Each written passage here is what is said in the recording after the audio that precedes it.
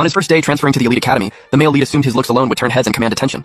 But it was nothing like he expected. Everyone was busy with their own thing. Barely anyone came up to talk to him when class started. Everyone casually pulled out the latest laptops and tablets from their desks, while he had nothing but a pen and a notebook. Nobody was actually looking at him, but he felt like dozens of mocking eyes were on him all at once. An overwhelming wave of insecurity crashed over him, and he couldn't focus on anything. During the break, I was the class president tasked with showing him around campus. He looked at me and asked, "Are you a scholarship student too?"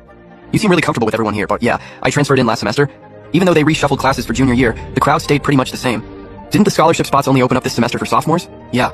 My situation was a little different. Different how I didn't take the bait.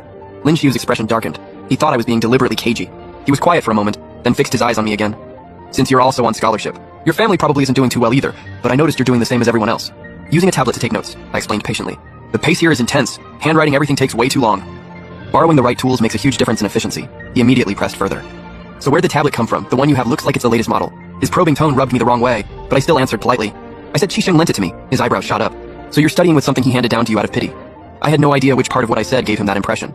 Before I could even respond, he piled on another label. "Don't you have any self-respect? Why would you accept charity from people like that?" His tone was all accusation, with a layer of condescension underneath it. Like he was looking at something dirty and unwanted. I didn't let it get to me. I just called his name calmly, Lin Xiu. "You need to be clear about why you're here. Everyone in this school is busier than you think. Nobody's going to go out of their way to coddle you, and that fragile ego of yours, if one sentence or one look from someone is enough to convince you they're looking down on you, then the only thing I can say is, you were already looking down on yourself, if you keep thinking that way. This school isn't the right place for you." Lin Xiu snapped back. "You're the one who doesn't belong here. I wouldn't be caught dead accepting someone's hand-me-down junk, even without any of those gadgets. I can still ace my exams." I furrowed my brow. I couldn't put my finger on why. But he suddenly felt like a completely different person to me. Then good luck with that, I left it at that.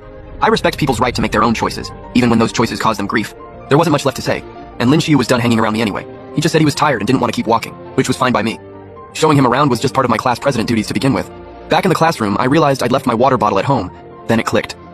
Qisheng made such a scene rushing out the door this morning that I'd left my bottle on the kitchen table.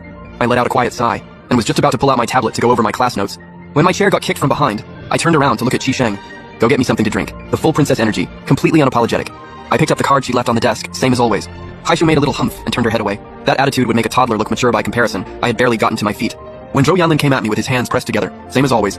"Please, and can you add an iced Americano for me?" Zhou Yanling joined the order lineup, and it spread from there. Before long, more and more people were calling out drinks and snacks. I smoothly opened my phone to start taking down the orders. Just as I was about to confirm everything, Lin Xiu slammed his hands on the desk and stood up. "You guys are unbelievable." Everyone in the room jumped, looking around at each other completely lost, having no idea what they'd done to set him off. Lin Xiu stepped right in front of me, arm out, pushing me behind him. "Yes, we're scholarship students, but we're still students here. We didn't come here to be your servants. What gives you the right to order Yun Ning around like some errand runner?" I stood there, card in one hand, pointing at myself with the other. Completely baffled, Mu Wantang looked at him with an expression that said it all. "I get that you're upset, but just hold on for a second.